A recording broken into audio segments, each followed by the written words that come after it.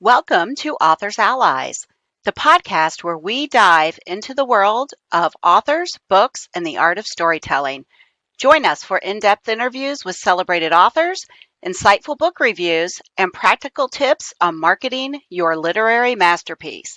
After 20 years publishing magazines, I, your host, Rebecca Paciorek, am so thrilled to be able to work within my dream of promoting authors and their books. Whether you're a seasoned writer or just starting your journey, we've got something for you. So grab your favorite beverage, settle in, and let's explore the fascinating world of books together. Hello, friends. Welcome to Books and Brew. I'm Rebecca here, your trusty host, the podcast hostess with the mostest. I have to show off my shirt real quick in honor of coffee. Of course, Laurel, you have to see my shirt because I'm very excited. And I am thrilled to welcome my guest today. Laurel Hurst is one of the most amazing women I have seriously ever met. And in your bio, it says you made the mid-career shift from ethnomusicologist to psychiatric nurse practitioner to bring all the goodness of groove-based drumming to bear on the current crisis in mental health. And recently, you have added author to that resume with your book, Groove Therapy. Welcome, Laurel. I'm so excited to have you here today. Thank you, Rebecca. You are the hostess with the mostest. You're so cute. Oh my gosh. So I'm dying to ask you this, and I know I read it, so please forgive me if you're having to refresh my memory. What the heck is an ethnomusicologist? Because I could barely say that, much less know what it is. It is a tricky word, and it breaks down into two subparts: ethno, meaning the peoples, and musicologist, which is the study of music. I think of an ethnomusicologist like an anthropologist of music, essentially. We're just learning about the people using music as a tool rather than artifacts as a tool. Music is our artifact of our culture. That's true. I love that. And you do explain that pretty well in the book. But like I said, it's been a little while, so I wanted to make sure also that we could explain that to our readers. And is there anything that you think people need to know about you before I ask you questions about your book? Like, I know that was like a little short bio, but is there something else you think they should know before? Because I do have some fun questions to ask you about the book. I think two very important things to know about me. One is I've transformed my own health. I was a very chronically unhealthy person, even in childhood, had a kidney removed due to disease at age 10, had hypothyroidism by age 12. I really struggled until my 40s and then put all of my chronic health conditions into remission by the very means I teach people today. That's one very important thing to know about me. The other is I use drumming to improve mental health, like drumming on a drum. And I am the least likely person to do this work. I obviously am not a culture bearer of a drumming kind of culture. I also am in the musical realm a vocalist, not an instrumentalist. And I actually have nerve damage to my left arm, which makes it really hard for me to even move in a smooth and rhythmic way. So if I can do this and transform my health, anyone can do it. Oh my gosh, I love that. And I do have some things to ask and add about that because I, of course, found out about you. Laurel and I met through a coaching group. And it was so funny. I have to tell this story, Laurel. The first time I met you, Laurel walked into this room wearing a tie-dye shirt, bell-bottom pants or jeans, and you walked around and you gave us all these little keychains or pencils. I forget which thing you gave us, but they all had their logo on it. And I'm like, I looked at the lady next to me who was Carolee. I'm like, who is this crazy woman? I thought, what in the world? Later, would I find out that is genius now. When I look back, you were living your branding right then. And here I thought, what is she doing? And now I'm just like in awe that just looking back now, I'm going, oh my goodness, that was so smart. And yeah, the whole drumming thing, because we had met and I got to know you a little bit. I was so excited to partake in Laurel's group. Like, your group was really fun. And I know that we did a podcast on your podcast too about that, but I felt the same way about the drumming. I have no rhythm. I have a girlfriend who's been in a band most of her life. And whenever I go downstairs to like play with her and jam, as the, music people call it, I get assigned a triangle because I can't sing. I have no groove. And then my bestie gets assigned the cymbal. So we stand there while everyone else is doing the important jobs. And we're like, but the drumming, the way you do it, it just feels good. And I'm so excited to talk more about that. And that was one of the things that I thought was really cool about your book. Even though I already knew what drumming was from having done it, your book is really neat in that it is part workbook, part memoir, and part instructional. That's what I wrote down here because you have these little QR codes in here. And I love the fact that you direct people to actual, videos of the drumming and stuff, because it's really hard, I think, for people to understand that.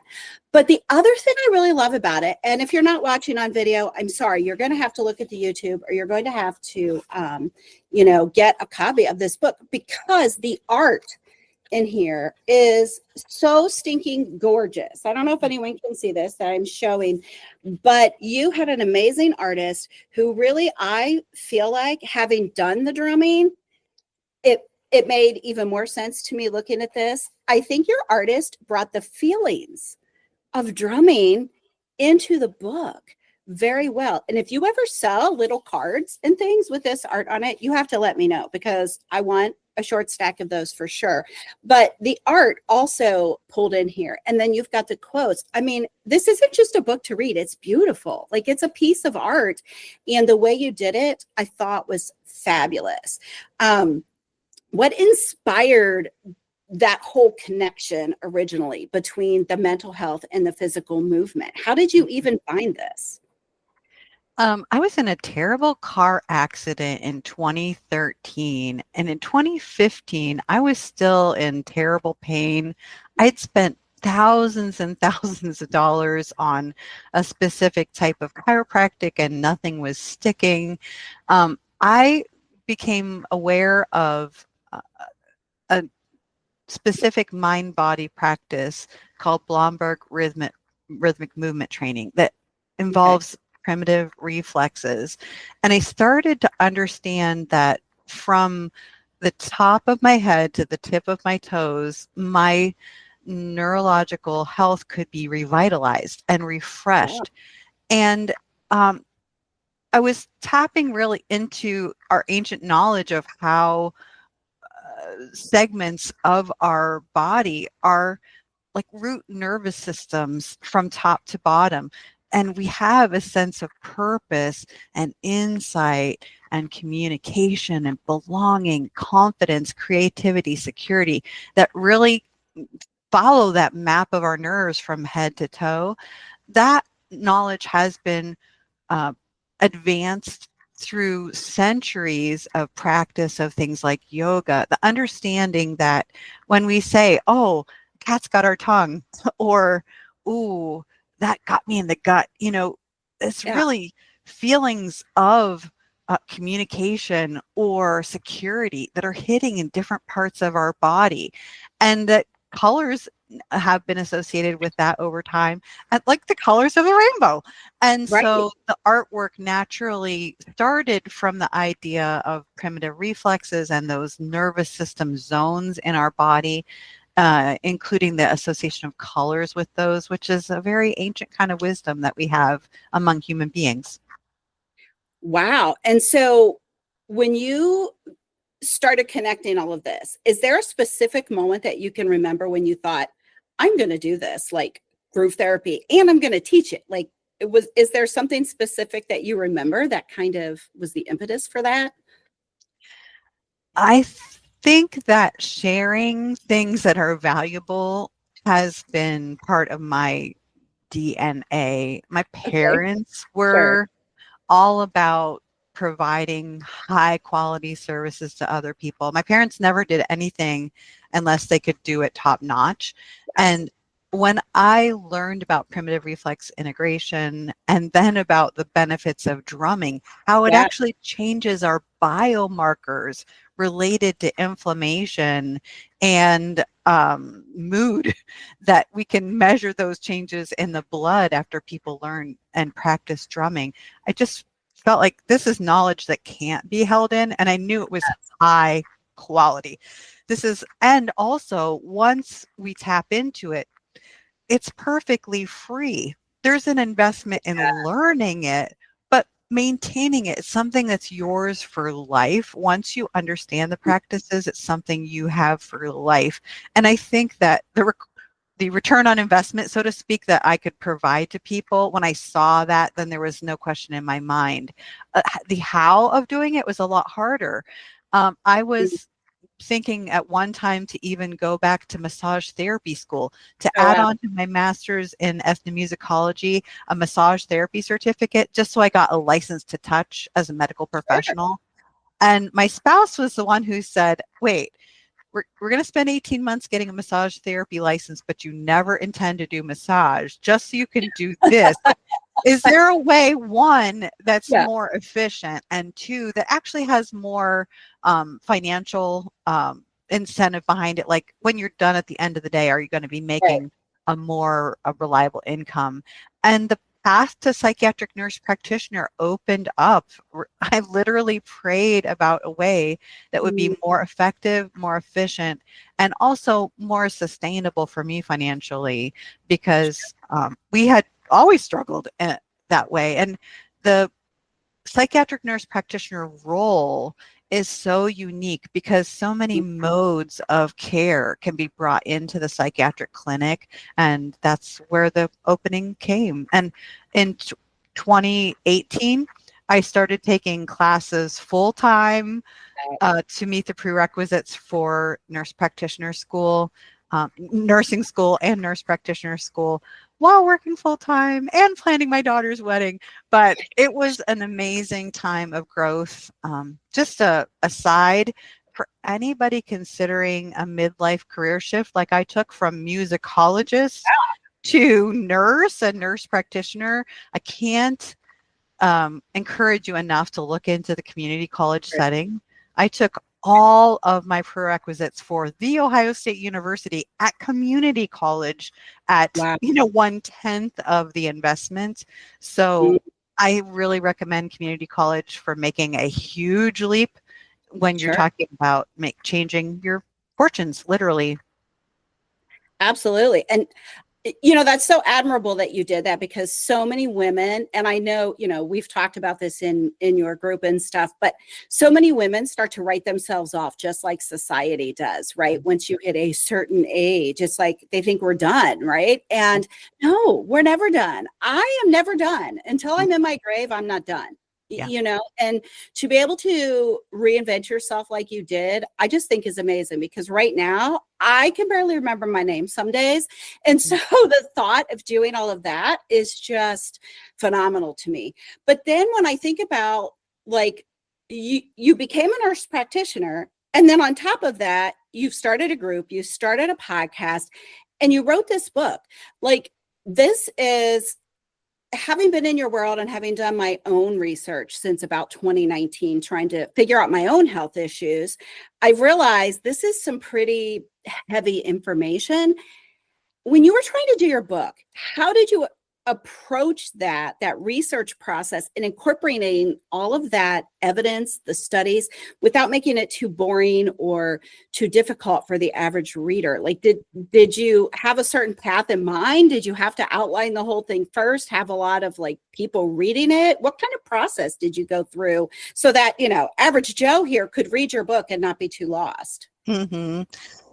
Interestingly, I set my Google notifications Okay. for the keywords that I'm looking at: primitive reflexes, gut health, and groove, and constantly getting new research. So as far as the references in the book, most of them came to me through library searching and then automatic updates. I'm constantly keeping in the know regarding the topics that I I'm an expert in. Is regarding the book outline, thankfully, I got involved with Rob Cosberg, who is a master at helping everyday experts showcase their knowledge in a book. And Oh, I love that. Rob talked about the whole TED Talk method of delivering Mhm. content, that Okay. every chapter could be like a 20-minute TED Talk where you open with a story, you leave on a cliffhanger, you deliver your content, and then you come back to the end of the resolution of the Ah, story. So every chapter in the book was designed as an open loop, closed loop chapter from the beginning. But how I decided what to include in the chapters, I mhm. literally took the big post-it note paper, the poster board size paper, Sure. and ran them down my hallway with Wow. introduction, chapter 1, 2, 3, down to the end of the chapters. And when I would have ideas in the middle of the night or middle of the day during the pandemic, I Yeah. was at home for most of the time. So I literally just run up the stairs and scrawl on these sheets of paper ideas as they came to me.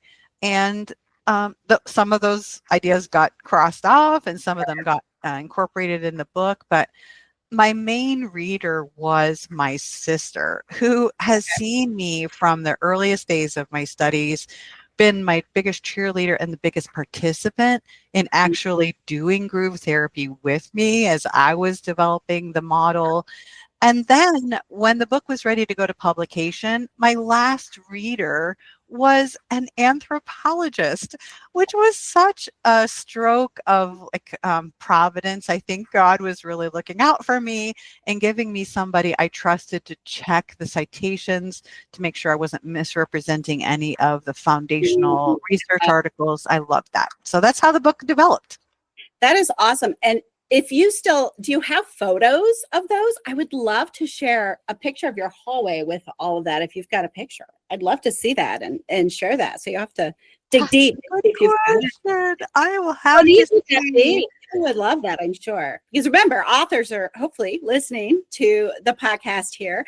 Um, I met your sister and she's fabulous. I just adore her. And I can see why it was really helpful to have someone who not only knows you, but also is learning that with you so that they can just kind of be that person to bounce off of, some of the ideas and things like that. Um, Groove therapy was extremely new to me. Like I said, when I first saw it, I'm like, what in the world? Right. And then you started talking about it. I totally didn't get it. Can you explain it in a very simple term so that someone who's new to the idea can kind of grasp what we're talking about with group therapy here? The first word groove, you inherently know when a musical style makes you move. Right. Groove is the impetus to move that comes from layering rhythms. So the interplay between the layers of rhythm makes us want to move. Then the therapeutic part is pulling out the meanings for relationships and communication that come from listening and participating in groove. So one of the essential ideas behind groove is that sometimes we are playing with other instruments or other people in the groove. Sometimes we're right up against them in the groove. And sometimes we're totally standing on our own. And Oh, each of those feelings is very different, requires a different emotional and cognitive thought capacity. But we practice that in the groove. We're actually practicing the confidence building in doing that, standing alone, standing with, standing right up against. We're practicing that in the process of doing the music. And I think that for people who come from places where communication and relationships are not safe, using groove as a metaphor or analogy, and not just that, not just a symbol of something, but the thing in a kind of sandbox or playground where, yes. where it's safe and you cannot fall down, right? When you're playing a groove and the music's still grooving, if you have to dip out for a moment, reflect and re-engage, that's okay. You're not going to break the groove by reorienting yourself to it. But in relationships, see, the stakes are so much higher. If there's a breakdown in communication and relationships, there can be a huge set of consequences, very durable negative consequences. You can break a relationship Right. by errors that you make in that context. A groove, almost unbreakable.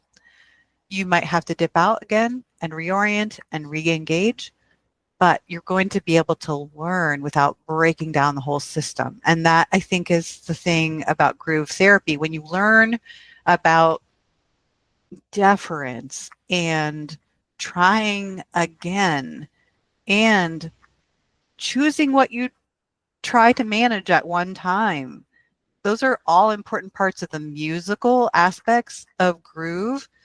And you're actually practicing them when you're grooving. And that all is transferable then to maintaining relationships. And like you said, this all sounds really high in the sky, heady. And Right. in the book, when I go into those concepts, sometimes it's like we dip into the point where it's almost too hard to understand, but then we always follow up with a practical application. What does this really look like? What's a picture of it we've seen in real life? And that's how the things I've just said in the last 3 minutes become much more applicable. Well, and I think too, people need to know what is a groove session. Like I understand the brain part, which you're saying about that, but in an actual groove session, I mean, what is a person doing? Like tell us, like, describe the actual session. Like, do I use a bowl? Do I use a drum? Do I use my computer? Am I drumming like to a song? Give us a quick what it actually feels like, what I'm doing physically. Yeah. What makes groove sessions different than other types of drumming is the support of actual songs that we know. So if you're not a culture bearer from a drumming culture, jumping into drumming can be difficult because you don't know the linguistic heritage, the proverbs in the original language that come out in the drumming patterns. But everybody knows songs like Oh Happy Day, Oh Happy Day, right? Everybody knows that song from the 70s in the United States. Or Pharrell's Happy. Everybody knows these songs. Whitney Houston's song, I Want to Dance with Somebody. Everybody pretty much knows those songs in American culture because they're pop icons. And when we pull those rhythmic phrases, the lyrical rhythmic phrases out and drum on those, we're able to learn very quickly to jump in and to participate. So a groove session is supported by songs from the American Songbook. And we're using actual instruments or found instruments or the body. So we can use drums we buy. I use Remo brand drums. I love those drums because they're very durable and not too high tech and the cost is good. But you can use a found instrument like a popcorn bowl or a can with pennies in it. Or you can just tap on your own body. So anything can be an instrument. Other parts of groove sessions include affirmations. We talked about that head to toe purpose, insight, communication, belonging, confidence, creativity, security.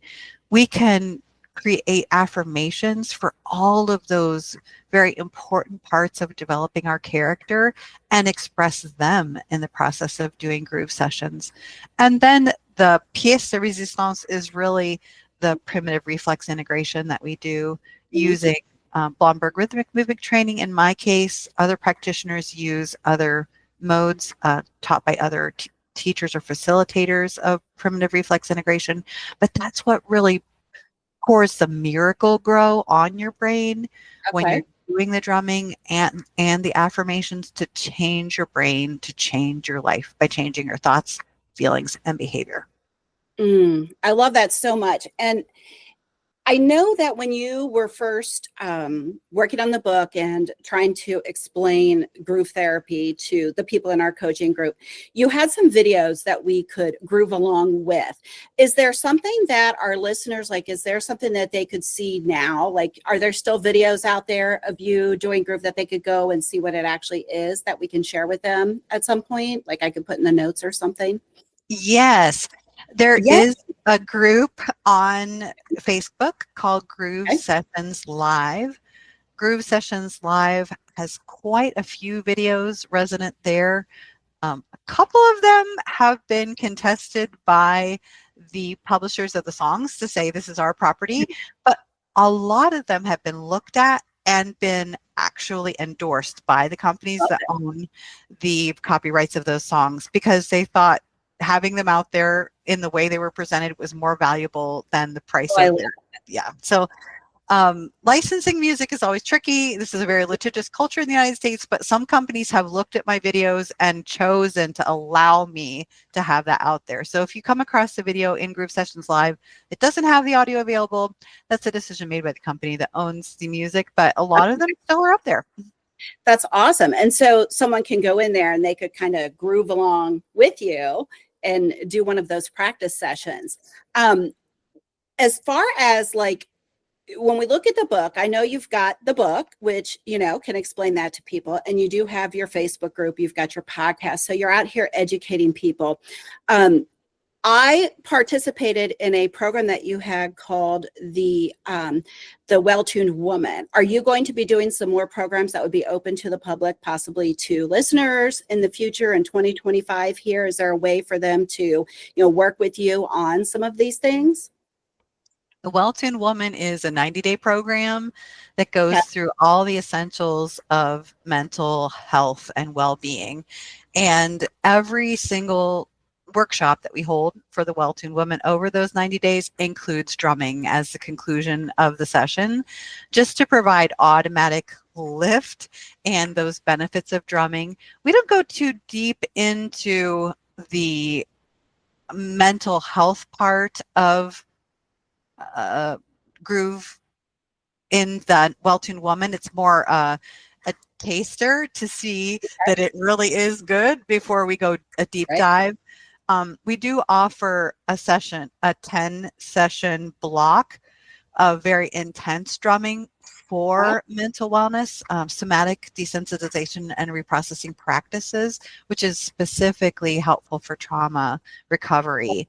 And a retreat is offered alongside or within that 10-session block.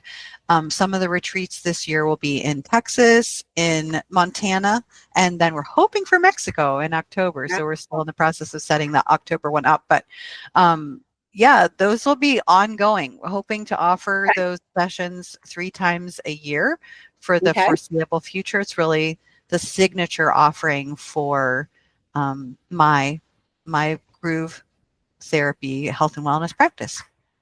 I love that. I love that. Is there another book potentially in the future, or do you think that this just kind of all encompasses everything the way that you've got it right now? We definitely need 2 more books. One specifically for people who hope to become facilitators of groove therapy. So that's a really important add-on. I would love to see that retreat in Mexico be an extended facilitator session as well.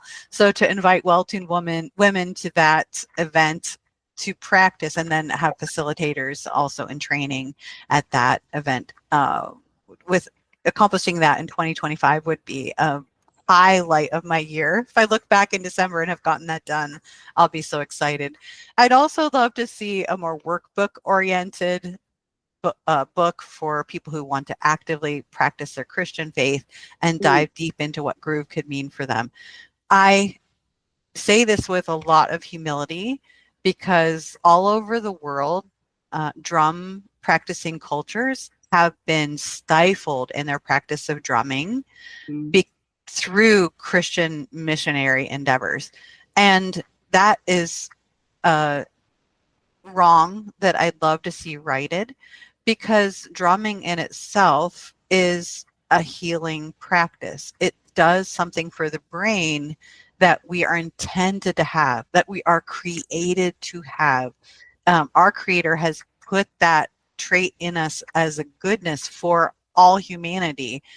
And somewhere along the line, as happens with most things, it gets corrupted by other human things, and oppression and power structures mess things up. I understand that. But as an outsider to a drumming culture, I want to come to that situation, like I said, with a lot of humility and say, even the subtitle of my book, Re-engaging the Transformative Power of Rhythm in Communication and Relationships. I never want to imply that I have found the way, that this is my knowledge I'm bringing to the world, my genius discovery. We're purely re-engaging something that has been done in other cultures for millennia, as far as we can tell, probably all of human history. So uniting my Christian faith and a previously oppressed practice, oppressed by people who call themselves Christians, that's a very, very that's tough. It's a very tightrope walking endeavor, but I think it's important, and I would love to see that get done. I think if anyone can do it, it's going to be you. That's for sure. That is for sure. I mean, you obviously have a lot of passion for this topic and the topic of women's health in general. I mean, mental health in general, but I know you specifically have worked a lot with women's health. And, when you were talking, I got to thinking about the fact that, I know that you're Christian, and we've done some Christian songs in the grooving, and then you mentioned the American songs. Is there one song that you can think of that just really embodies the spirit of groove therapy? Like what song would that be, if there's just one that you really think of? For me, it's Oh Happy Day by the Edwin Hawkins Singers. And the reason is it's the first groove I remember hearing as a child. My academic master's thesis makes this the very first sentences of my academic thesis mention the fact that I overheard this on something like the Today Show.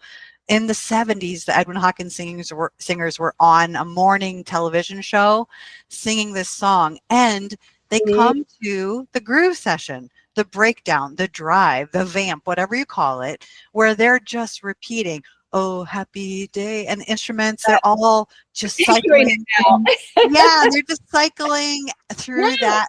And I remember my mom flicking off the TV and saying, "What is with all that repeating? I can't stand it." And I was there stunned, because I remember thinking, they get it. So there's something to that. There's something to what they're doing. What is that? And you mentioned my flower power kind of thing. My sister actually made that comment about the closing of my book. I mentioned how we are truly all just stardust. Every mineral and every molecule of our body has been in existence from the beginning of the Big Bang, right? And I believe in a creator who knows where every atom that ever existed, that is now me, has ever been and will ever be, right? I believe that with all my heart. And she said, "Oh, that's pretty out there, flower power," something like that. And I said, I'll own that all day long, singing a song. But I think that Oh Happy Day is because it's the first groove I remember understanding was as a groove. Right. And that it was something to be understood and valued that wasn't necessarily clear to everyone. And I was on a quest, maybe even from age 7 or 8, to understand what that was. And that my ethnomusicological research eventually brought me to that topic. It's really, really funny. I failed 2 other thesis topics for different reasons. I started Really? a thesis on one topic and the main advisor moved away. I started a topic. I actually did field research and everything. And then my advisor said, oh, this is a linguistic topic, not an ethnomusicological topic. I lost another year out of my Holy cow. master's research doing that. And I literally was crying in the shower with what I was going to do. What am I going to study? And this idea came to my mind fully formed that Love that. the rhythms and groove that we're singing are really just like a drum group. We're breaking it down into different layers, singing the different vocal parts with the different lyrics simultaneously. And that's where the idea to break it down the other way came from. If we can take drum songs and make them into vocal pieces, we can also take vocal pieces and make them into drum songs. And that's what's different about what I do. I love that. That was such a great, yeah, that's a great analogy and summation of that. How can our listeners find you? Like, are you all over social media? And tell us the name of your podcast. And again, I'm going to put all this in the show notes, but tell people where they can find you after listening to the podcast. By some stroke of genius that I didn't even know, long ago, I put everything under Groove for Health. So across all social media and my websites, I am Groove for Health. So I think that's pretty much sums up what I am and what I do. GROOVEFORHEALTH.com and everywhere on social media. And then the podcast. Oh, my podcast is What's the name of your podcast? Brain Health Hookup. Brain Health Hookup on every platform. And you do video as well as audio? On YouTube too. Perfect. That's awesome. I love that. And then I'll get the link to that Facebook group from you too, so that if someone wants to try out Groove, they can test it out. And then I know your book is on Amazon, and I have both a Kindle and a hard copy. Is it pretty much where all books are sold? And do you have Audible yet, or just the printed and the ebooks? I hope to get the Audible done within the next 6 weeks because I listen to books on Audible. And pretty much available on Amazon right now. Yeah. Okay. So your Amazon is the place to go. Yeah. I love it. Okay. And I do have a really important question. All of our guests have to tell me, when you're reading or writing, what is in your brew? What is in my brew is the morning everyday dose. I mix in everyday dose mushroom coffee and collagen to my morning coffee, and then whole milk or half and half, a little bit, if I can squeeze a second cup before 11:30, 12 o'clock noon. But after that, I have to switch to tea. So afternoon, it would be herbal teas in my cup, but morning, definitely coffee, and everyday dose is my everyday go-to. I love that. I might have to ask you more about that because I keep hearing how good that is for focus and things like that. So perfect. That's perfect. Well, is there anything else that you think our listeners need to know? Because I think my brain is exploding now. I just think that it's never too late to flourish. People who have known me since my college days will say I seem to be aging in reverse. And I would say that's very true. And I was a very sick woman from my late 20s through my late 40s.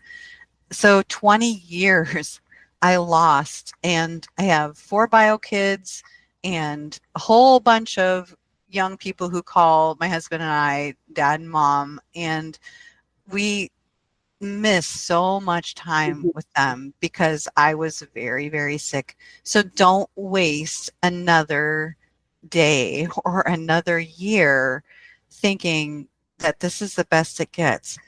You can fundamentally heal your system. I'm living proof, having put hypothyroidism, fibromyalgia, and depression into remission after decades of being treated, actively being treated by every medical professional I could get to take me seriously. And it was a root health problem that wasn't solved until I got to, the root health causes. So it's never too late, and don't waste any more time. I love that so much. And you're making me cry. I know reading the book, I got teary-eyed in several spots because I too, it's interesting. I didn't realize how unhealthy I actually was because, when you think that you're just plugging along doing your things, and then now it's like, wow, I'm going to be 55 in a couple months and I feel better than I have my entire adult life. I'm so grateful for people like you in the world that are educating women. Again, because I'm a woman, I look at everything from a women's health standpoint, but I'm so glad to be educated about these things now. And, that gives hope to those younger women who already maybe are having issues and they don't even realize it, especially thinking back to the PCOS, the polycystic ovary syndrome, so many things like that you have from a very young age, and you don't realize all of the things that underneath, right? Like you said, are causing those things. For these women in their 20s and their 30s to learn this now instead of us learning it in our 50s. Oh, it just gets my heart, and I'm really grateful for you and everything. I'm gonna cry again. Everything I've learned from you. I mean, seriously, we need more people like you out there, Laurel. And I really appreciate you being on the show and, just sharing all of your knowledge with the world, because truly not only is groove therapy helpful, but it's fun. It's fun. I mean, if you like to dance, if you were one of those people like me back in the 80s doing the 80s dance where we really had no rhythm, but we thought we did, right? It's fun. It's a fun way to help your mind and help your body at the same time. And I'm just really grateful to have learned that. It's really fun. So thank you. I appreciate you. Thank you for being on the show. Thank you, Rebecca. Thanks so much. Take care. We'll see you soon. That's all for this episode of Authors Allies. We hope you enjoyed our exploration of the literary world. Be sure to stay tuned for our next episode, where we'll have more fascinating interviews, book reviews, and marketing tips. Don't forget to subscribe to our podcast on your favorite platform. Leave us a review and share us with a friend. To get your free copy of our ebook, 10 Steps to Your Ultimate Book Marketing Plan, be sure to head over to our show notes. Until next time, happy reading and writing.